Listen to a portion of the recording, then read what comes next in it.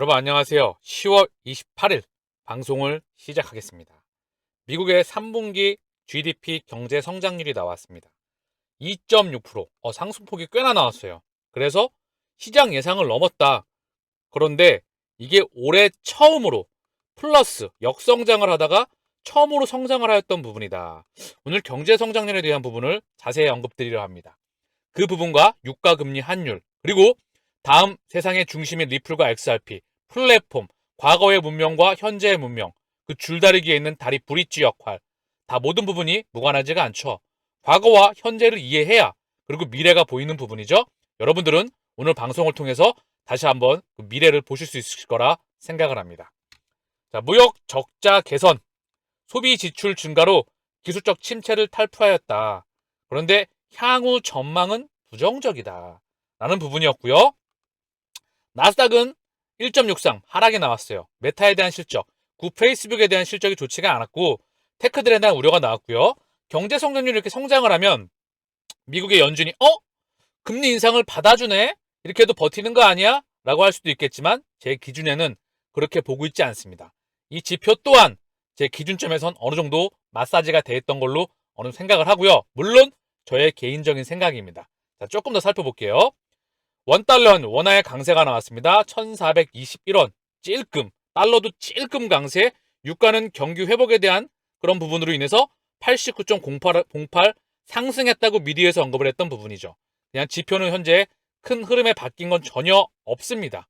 자, 뭐라고 했는지 정리를 해보면 국제금융센터에서 언급을 하는 말이에요. 미국의 3분기 성장률은 2.6%, 금년 처음 플러스 성장이나 일부 불안 요인도 내재하고 있다. 2.6%를 나타내서 전기 대비 예상치를 상회하였다. 2.4였는데 2.6%. 이번 결과는 무역 부분 적작복 축소 등에 기인한다. 성장률 발표 이후에 미국 경제가 침체 상황이 아님을 확인했으나 여러 측면에서 경기 하강 위험이 존재한다. 사실 많이 빠그러져 있죠. 그리고 상당히 많이 언제 터질지 모르는 폭탄이 내재가 되어 있습니다. 금리가 너무 높기 때문에 과거에 대비해서 제로금리에서 금리가 계속해서 올라가게 되면 지금 이자 내놓은 게 3배 이상을 내게 될 겁니다. 이자가 1억 내다가 3억 내게 되면 견딜 수 있는 가계가 몇 명이나 있을까요? 이자를 10억 내다가 30억 내게 되면 견딜 수 있는 기업이 몇 개나 있을까요? 그쵸? 자, 그래서 여러 측면에서 경기 하강 위험이 존재한다. 연준의 공격적인 금리 인상 등으로 소비 증가율이 2년 만에 최저를 기록하였다. 국내 투자 역시 2006년 이후 처음으로 6개 분기 연속 마이너스 성장을 기록했는데 이는 모기지 금리 상승으로 인한 부동산 건설 둔화 등이 원인이다. 이러한 모습들은 향후 경제 성장에 부정적인 요인들이 내재하고 있다는 신호로 해석할 수 있다. 표면적인 수치들은 긍정적인 성장 동력이 점차 약화되고 있다. 연준의 지속적인 금리 인상이 미치는 영향을 확인할 수 있었으며 내년 1분기에는 완만한 성장 둔화를 예상한다. 완만한 성장 둔화가 예상될지 급하게 꺾일지 이것 또한 확인이 필요한 부분이죠. 옐런 재무장관은 이번 결과가 경제의 강력함을 보여주지만 향후 물가 상승 압력 약화를 기대할 수 있는 건강한 경기 둔화 징후도 있었다고 발언하였다. 다시 한번 경제의 강력함을 보여주지만 향후 물가 상승 압력 약화를 기대할 수 있는 건강한 경기 둔화의 징후도 있었다고 발언. 자, 이 말이 뭘까요? 자, 물가에 대한 아직 상승에 꺾이는 신호들은 찔끔 보이고 있지만 우크라이나 그리고 중국 상하이 봉쇄에 대한 해제, 국제유가에 대한 감산 이 부분이 해결이 되지가 않았죠. 코로나 락다운으로 인해서 전 세계 무역이 풀리지 않았습니다. 자, 그래서 그게 그냥 하는 말이고요. 제 기준에선 이는 인플레이션을 떨어뜨리면서 견조한 노동 시간을 원하는 정부 목표에 부합한다고 부연 설명하였다라는 부분인데요. 제가 옐런 재무장관이시기 때문에 이렇게 언급을 하신 거겠죠? 저는 필터링해서 제가 받아들이는 건 미국 경제가 그렇게 건강하지 못하다. 매우 미국 경제 또한 더불어서 좋지 못하다라고 저는 판단하고 있습니다. 자, 그래서 CME 페드워치에서 경제 성장률이 좋으면 CME 페드워치에 바로 기준금리 인상 가능성이 75bp 인상 가능성이 훨씬 많이 올라갔어야 되는데 오히려 좀 줄어들었어요. 81.4. 전날의 92.5%에 비해서 크게 낮아졌습니다. 81.4로. 특이한 경우이죠. 채권시장 참여자들 또는 예측 부분에서 기타 연준의 금리 인상 폭이 줄어들 것 같은데 향후 전망이 좋지가 못하다는 거죠. 금리 인상을 강하게 하고 양털깎기가 강하게 진행되면 가계와 기업은 견뎌낼 수가 없습니다. 그리고 20에서 자이언트 스텝을 단행해왔다는 소식이에요. 과연 유럽이 이 자이언트 스텝을 단행할 정도로 경제가 버텨낼 수 있을지 굉장히 의문입니다. 시장 파고가 어떠한 흐름을 보이게 될지 제가 언급을 드렸죠.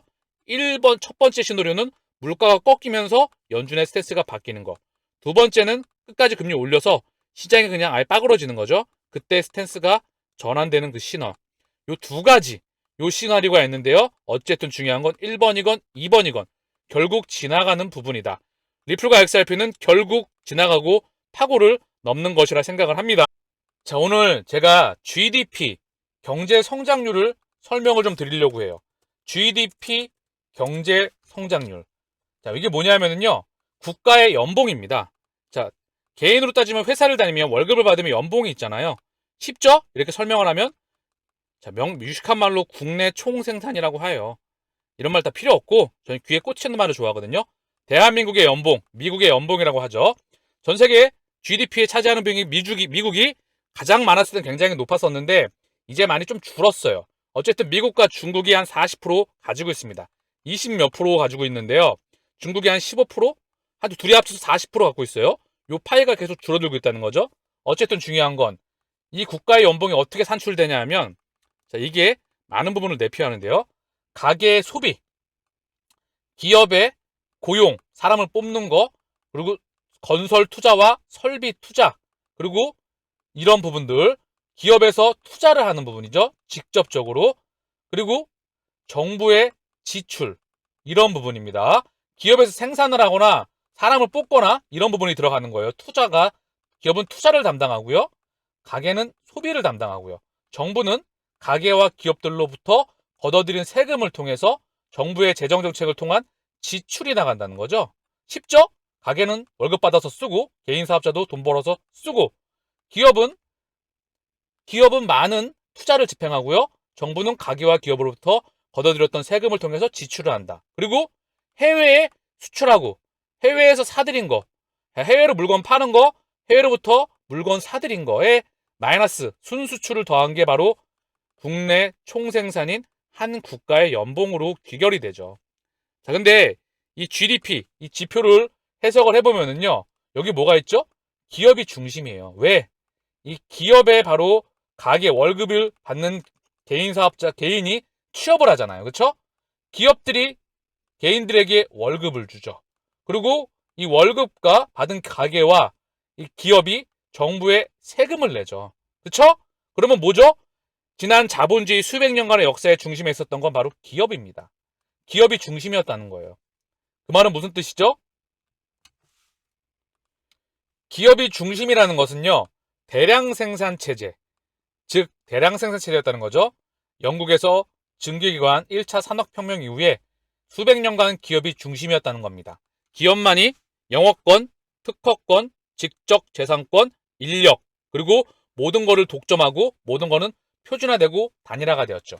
부르주아와 프롤레타리아, 그지와 부자, 노동자와 자본가가 분리되었던 그 수백 년간의 세상이 이 시스템이 바뀐다는 거예요.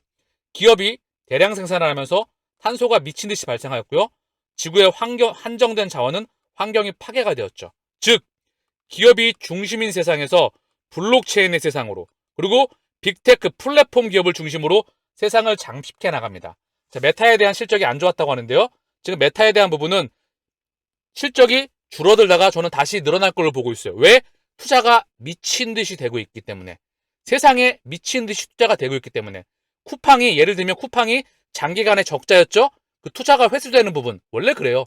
우주산업도 마찬가지죠? 미친 듯이 투자하다가 선점이 끝나면 그때부터 가격을 끌어올려서 미친 듯이 독점을 해서 모든 거를 잠식해 나갑니다. 그 공식이죠. 미디어에 그래서 당하면 안 되는 거예요. 그 이면에 진실을 봐야 되고 통찰력을 읽어낼 수 있어야 됩니다. 그래서 기업이 중심인 세상에서 블록체인 중심으로 양극단으로 벌어진다는 거예요. 가운데가 없어지고요. 직접 통제하고요. 기업의 개수가 현저히 줄어들고요. 빅브라의 세상이 전 세계가 통제되는 빅브라더의 세상으로 간다는 거죠. 다시 한번 언급을 드리지만은요. 1차 산업혁명은 증기기관, 2차 산업혁명은 전기와 미디어의 혁명이라고 하죠. 이 전기와 미디어의 혁명이 나오게 되면서 미국의 6대 왕이 나오게 되죠. 자동차의 헨리 포드, 그리고 선박왕과 철도왕의 또 있었죠. 그리고 금융왕의 JP 모건, 철광왕의 카네기, 그리고 벤더빌트, 아까 말씀드렸던 철도왕과 선박왕, 이 기준점에 있어서 3차 산업은 인터넷 혁명, 모바일 혁명, 지금의 4차 산업혁명에 이르게 됩니다. 사실 개인적으로 4차 산업혁명이라는 말을 붙이고 싶지는 않아요. 네 번째 혁명이라고 붙였는데 그 이면을 살펴보면 인간이 살기 힘든 세상으로, 질적인 면에서 인간이 그다지 정신적으로 행복가치가 그다지 높은 세상으로 가는 것 같지는 않습니다. 다만 이 기준점에서 네 번째 혁명이라는 거죠. 자, 그래서 조금만 더 잠깐 과거로 돌아와서 과거의 경제 공식은요. 금리, 유가, 환율이었어요. 금리하고 환율을 이해하면 경제 모든 공부는 끝납니다. 금리 이꼬르 경제 성장률 플러스 물가 상승률이에요. 금리는 돈값, 돈 가치라고 하죠. 자, 경제 성장률을 아까 제가 자세히 설명을 드렸죠. 그렇죠? 그러면 금리의 가격은 경제 성장률 플러스 물가 상승률입니다. 한 국가의 연봉 더하기 물가 상승률이라는 거죠. 한 국가의 연봉이 떨어지는데 물가만 올라가니 그 상태에서 금리를 올리니 얼마나 국가가 죽을 맛이겠습니까? 그쵸? 내 월급은 떨어지는데 물가만 올라가. 가게들이 살아남겠습니까? 그 세상을 의도적으로 만든다는 거죠. 양극단으로 밀어놓으면서 소비하고 생산하고 투자하고 그리고 고용하고 이 모든 이 파일을 다 줄여버린다는 거죠. 그리고 이 세상을 디지털의 세상으로, 조금 이따 언급을 드리겠지만 메타와 가상과 우주로 보낸다는 겁니다. 바로 CBDC의 세상. 그 중심에 리플과 XRP가 있다는 부분을 끊임없이 언급을 드렸고요. 과거의 경제, 아직까지는 과거의 세상이고 과거의 경제 공식이 유지가 되고 있긴 합니다. 달러가 아직까지 마지막 불꽃을 일으키고 있기 때문에. 사실 과거의 경제 공식이고요. 지금까지의 경제 공식은 큰 돈의 흐름은 금리가 낮은 곳에서 높은 곳으로, 경제 성장률이 낮은 곳에서 높은 곳으로, 환의 가치가 낮은 곳에서 높은 곳으로 이동할 수밖에 없어요. 100% 진리입니다. 그동안 우리가 몰랐던 것 뿐이죠. 자, 오늘 금리를 배웠어요. 경제 성장률 플러스 물가 상승률이다. 금리가 낮은 곳에서 높은 곳으로 갈 수밖에 없는 거예요. 당연히 이자가 많이 주니까. 굉장히 돈은 정직합니다. 큰 돈들은, 몇천조, 몇백조의 돈들은 찌글찌글한 몇백억 또는 세력들의 돈이 아니라 전 세계를 움직이는 몇백조, 몇천조의 돈들은 굉장히 정직해요. 다만 그것을 운용하는 사람의 탐욕만이 있을 뿐입니다. 그래서 돈은 금리가 낮은 곳에서 높은 곳으로, 경제 성장률이 낮은 곳에서 높은 곳으로, 환의 가치가 낮은 곳에서 높은 곳으로 이동할 수밖에 없어요. 사실 다 같은 말입니다. 자, 그래서 지금 인도와 중국의 내수, 자, 미국의 월가 자본들이 중국의 자본시장이 개방되는 걸 기다리고 있죠. 그동안의 무역 적자, 천문학적인 무역 적자를 바로 금융의 세력들이, 즉 유대인 세력들이 다 갉아먹기 위해서 기다리고 있고요. 인도에 미칠 듯한 자본이 들어가고 있죠. 경제 성장률이 많이 나오니까, 그죠? 당연한 부분이죠. 이랬던 부분이고요. 그렇기 때문에 이 금리의 공식이 제로금리라는 건 다음번 제로금리를 갑니다. 마이너스 금리로 가고요. 양적 완화를 넘어선 질적 완화로 가게 된다는 거죠. 자, 환의 가치도 이제 박살이 나 있는 환의 가치까지 교환 비율이 무슨 의미가 있겠습니까만, 달러의 마지막 급상승으로 인해서 루브라를 제외한 다른 몇 가지 통화들은 대부분 다 망가져 있습니다. 대부분의 달러를 제외한 국제결제 통화, 그리고 대한민국 원화, 위안화 다 박살나 있죠. 자, 그리고 내수는 물건을 사는 겁니다. 그리고 내수를 부양하기 위해선 저금리가 좋겠죠. 수출은 물건을 파는 거예요. 그래서 예전에 자국 통화 약세를 통해서 수출 경쟁력을 확보했었어요. 왜? 내수가 먹고 살기 힘드니까 다른 나라에 물건을 팔려고만 했던 것이죠. 그래서 통화 가치를 낮추어서 수출 경쟁력을 확보로 해서 전 세계 국제결제 통화했던 사람들이, 바로 국가들이 환율 전쟁을 했다는 거죠. 제살 깎기. 이러면 내수는 망가지고 물가가 올라가죠. 그런데 코로나 팬데믹 이전의 모습이었고요. 코로나 팬데믹 이후에는 지금의 모습입니다. 자, 그래서 1차의 증기기관, 지금의 4차 산업으로 와서 4차 산업의 기술들이라고 명명되고 있는 5G, 사모니터 앤 빅데이터, 인공지능, 클라우드, 로봇, 자율주행차, 증강현실, 가상현실, 블록체인, 3D 프린터, 메타, 우주. 여기에 핵심은 뭐냐? 포인트. 머릿속에 귀에 꽂히시길. 스냅스타처럼 저장하시길 바라겠습니다. 메타와 우주를 기반으로 지구의 한정된 자원을 벗어나서 메타와 우주를 확장하며 그 심장은 인공지능과 블록체인입니다. 그중 한 가지 심장 중에 하나인 블록체인의 심장은 XRP 레저 기반, 바로 리플과 XRP입니다. 리플의 설계 시스템 첫 번째 이유는 CBDC를 설계했던 그 이유죠. 아직 시작도 하지 않았죠. 달러가 아직은 마지막 위력을 발휘하고 있잖아요. 달러가 끝나가기 전에 엔화와 유로화와 파운드화가 박살나게 될 겁니다. 그리고 위안화와 달러가 박살나겠죠. CBDC의 세상이 전 세계에 도래하고요. 이미 경제 파이가 작은 국가들부터 금융 포용성이 없는 국가들부터 금융기관의 접근성이 약한 국민들과 국가들부터 이들부터 도입이 될 거고요. 마지막에 또는 중간 지점에 이르러서 국제결제통화를 사용하는 국가들에게 도입이 될 때 CBDC가 상용화가 될 때 대한민국은 카카오를 통해서 그라운드 X를 통해서 발행을 하고 있죠. 안타깝게도 소매용을 기준점으로 해서 도매용과 소매용을 동시에 개발할 수 있었는데 소매용을 한다는 거죠. 어쨌든 중요한 건 도매용을 국제결제통화 기준으로 연장성상에 있다. 이 부분에서 리플과 XRP의 세상이 우리는 맞이할 수 있는 준비를 해야 된다는 거죠. 많은 연구와 분석을 통해서 본인이 확신하셨을 때 투자를 집행하시길 바랍니다.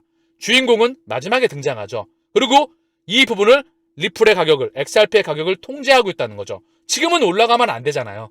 왜? 가격이 올라가면 인프라가 깔리기도 전에 가격이 올라가면 금융기관의 XRP가 깔리겠습니까? 금융기관의 CBDC가 깔리겠습니까? 그렇기 때문에 지금은 통제하고 있다. 우리가 살펴봐야 되는 건 소송이 끝나고 비트코인 현물 ETF가 깔리고 그 다음 금융기관의 자금이 미친 듯이 들어오고 그리고 이제 실사용화가 됐었을 때 이미 그 가격은 우리가 봐보지 못했던 달나라의 가격으로 가 있을 것으로 저는 생각을 합니다. 자, 그리고 참고사항으로 언급을 드립니다. 이제 기업의 세상이 끝나가고 되면 빅테크 기준점으로 해서 플랫폼 전쟁을 벌이고 있죠. 대부분의 빅테크가 잠식을 해나갈 수밖에 없습니다. 미국의 마가라고 하죠. 페이스북, 메타, 애플, 아마존, 넷플릭스, 구글, 마이크로소프트, 테슬라 기준점으로 해서 확장을 해나가는 부분이요. 중국의 배트맨, 바이두, 알리바바, 텐센트, 한국의 카카오와 네이버를 기준점으로 해서 플랫폼 전쟁을 벌여나가고 있다. 앞으로의 기업의 공식은 플랫폼입니다. 이제 제조업은 끝나갑니다. 대량 생산의 체제. 그 기준점을 바로 플랫폼이 나간다는 부분이고요. 지난번 영상에 의해서 다시 한번 설명을 드립니다. 플랫폼 전쟁이 뭐다? 손정의 바로 리플, SBI 리플 아시아. 손정의와 무관하지가 않죠. 소프트뱅크와 그리고 소프트뱅크 비전 펀드를 통해서 전 세계 막대한 자금, 중동의 사우디의 자금을 비롯해서 전 세계 막대한 자금이 들어와 있죠. 비전 펀드 1, 2를 통해서 손정의의 점선면 전쟁을 이해해 보겠습니다. 플랫폼 전쟁이라고 하죠. 미국의 우버, 그리고 싱가포르의 그램, 중국의 디디 추싱, 그리고 브라질의 99, 인도의 올라를 통해서 차량 공유 제국을 만드는 거예요. 각 국가별로 점을 찍습니다. 그리고 그 점을 이어나가죠. 선이 생기죠. 그러면 자기 땅에 나옵니다. 요 면적에 대해서 앞으로 이런 사업을 하고 싶으면 여기서 소프트웨어를 개발하고 싶으면 바로 손정의 소프트웨어 기준점이 된 이 IoT 제국에 사용료를 놔야 된다는 거죠. 지금 애플의 iOS나 구글의 안드로이드를 사용하게 되면 여기서 앱을 개발하게 되면 바로 구글세를 납부하거나 애플세를 납부하듯이 IoT 제국이라고 합니다. 자, 그래서 앞으로 기업은 이렇게 변해갈 겁니다. 플랫폼 전쟁으로. 이 기준점에 인공지능과 블록체인이 있다는 거예요. 제가 지난번에 다시 한번 인공지능과 블록체인의 세상을 언급드렸죠. P2P를 통해서 기업의 개수가 줄어들고요. 직접 통제를 통해서 블록체인이 알아서 돌리게 되고요. 여기서 나오는 천문학적인 데이터를 바로 인공지능이 걸러내고 이 플랫폼에 끼워 맞추는 점에 선에 면에 그 전쟁에 있다는 부분입니다. 자, 전자상거래는 중국의 알리바바, 한국의 쿠팡, 인도의 스냅딜, 싱가포르의 라자, 인도네시아의 토크피디아를 잇는 전자상거래에 면적이 생긴다는 거죠. 바로 플랫폼 전쟁의 면적을 이미 확보했고요. 그리고 각 나라의 전자상거래를 장악하고 아시아 전자상거래 이커머스 플랫폼을 만들고요. 아마존에 정면 대항하는 시스템을 만들고 있다는 부분이죠. 그리고 반도체 인공지능 회사에 투자하고 있습니다. 현대차의 로봇회사를 매각했죠. ARM 매각 소식도 나오고 있습니다. 현재 차량 경우 전자상거래 자율주행차, 거대한 IoT 제국을 만들고요. 플랫폼 전쟁을 하고 있고요. 판싸움을 하고 있다는 겁니다. 그래서 1986년에 빌 게이츠, 마이크로소프트를 통해서 빌 게이츠의 인연을 통해 일본에 바로 독점 판매를 하게 되죠. 소프트웨어를요. 그래서 소프트뱅크입니다. 개인용 컴퓨터 혁명을 읽었다는 거고요. 1996년도에 야후 지분을 인수하죠. 바로 리플의 브래드 갈링허스와 여기서 인연이 맺어졌나 그런 생각이 듭니다. 야후. 손정희와 무관하지 않은. 그리고 야후 재팬을 통해서 인터넷 혁명을 준비했고요. 그리고 실버게이츠를 통해서 글렌 허친스, 디지털 커러시국과 바로 브래드 갈링허스도 무관하지가 않겠죠. 2016년 보다폰, 모바일 혁명을 통해서 보다폰을 예측했고요. 2016년에 4차 산업혁명의 중심인 ARM을 인수하고 그 부분에 대해서 이미 매각 얘기가 나오고 있지만 그 4차 산업혁명을 인지했다는 거죠. 사실 미래를 만들어가는 사람들입니다. 거듭 언급드리지만 미래를 만들어가는 바로 그 중심에 누가 있다? 리플과 XRP가 그 심장에 있다는 부분이에요. 차량 공유, 자율주행, 전자상거래, 로봇, 반도체, 인공지능, 위성통신, 원앱이라는 위성통신이 있어요. 그리고 IoT. 자, 우리가 리플과 XRP 문명에 투자해야 되는 이유입니다. 이 중심에 바로 리플 아시아를 통해서 리플랩스의 최대 외부 주주이고요. 끊임없이 동아시아 제국에서 확장을 해나가고 있다는 부분이죠. 그죠? 그렇기 때문에 이 미래 문명에 누가 있다? 리플과 XRP가 심장이다. 블록체인의 첫 번째 심장인 XRP 레저가 세상을 바꿔나간다. 미래 기득권이 그렇게 정했던 부분입니다. 자, 구글의 클라우드 웹 3.0 개발 인프라 시장 진출한다. 웹 3.0. 그동안에는 가치의 인터넷이 안 됐죠? 리플과 XRP의 홈페이지에 가보게 되면 웹 3.0이 대문짝만하게 나와 있죠. 노드 운영 서비스를 발표한다. 가치의 이동인 바로 리플과 XRP의 설립 이유이자 설계 이유가 되겠죠. CBDC와 그리고 CBDC를 옮기는 도매용 거액 결제용의 유일한 XRP 그리고 송금과 환전을 담당하게 되면서 앞으로 스위프트 1세대를 대체를 하게 되고 잠식하게 되면서 노스트라 계정을 없애버리게 되죠. 그리고 가운데 브릿지 연결 통화이자 자산. 전 세계에 도입하는 국가와 금융기관이 증가할수록 그 가치는 올라갈 수밖에 없게끔 설계가 되어 있죠. 그래서 우리의 모습은 아직도 시작하지 않았습니다. 구글 클라우드가 블록체인 인프라 서비스 시장에 직접 뛰어들었다. 웹 3.0 개발을 위한 완전 매니지드 노드 호스팅 서비스인 블록체인 노드 엔진을 비공개 프리뷰 버전으로 선보인다고 발표했다. 블록체인 노드들은 가장 최신 블록체인 데이터를 주고받으면서 돌아가야 한다. 모든 노드들은 동기화된 상태로 있다. 이것은 데이터 그리고 자원 집약적인 프로세스라며 블록체인 노드 엔진을 내놓게 된 배경을 설명했다. 자, 그래서 이 세상을 이미 우리는 오래전부터 초기 시장 참여자로부터 첫 번째 1차 시장 참여자와 동일한 선상에서 준비하고 있는 것으로 저는 생각하고 있습니다. 자, 비자, 디지털 자산 관리, 암호화폐 거래상표 출원한다는 소식이죠.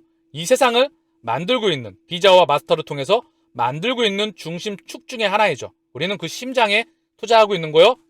마스터카드의 최대 주주와 그리고 연준의 주요 주주, 미국과 유럽 중앙은행들의 또는 민영은행들에 대한 그 기득권의 중심에 있다는 부분을 다시 한번 인지하시기를 바라겠습니다. 자, 피델리티 보고서에서 기관 투자자 74%가 향후 암호화폐 구매 계획 있다. 자, 이건 그냥 구매 계획 있다고 말했겠지만 대부분의 모든 기관 투자자가 여기 참여를 하게 되겠죠. 블랙록과 피델리티가 앞장서고요. 따라오는 비트코인 현물 ETF와 그 전에 리플과 XRP 소송에 바로 규격이 나오게 되면 이제 규격이 마련됐어. 제도가 마련됐어. 그러니까 니들 이제 들어와도 돼. 하면 미친 듯이 자금이 이쪽 시장으로 들어올 수밖에 없게끔 되어 있습니다. 그 카운트다운을 언제 시작하는지 우리는 지켜보면 된다는 말이죠. 자, 여러분 오늘은 상당히 중요한 내용을 다시 한번 언급드렸던 것 같아요. 리플과 XRP가 문명의 중심에 투자하는 이유이다.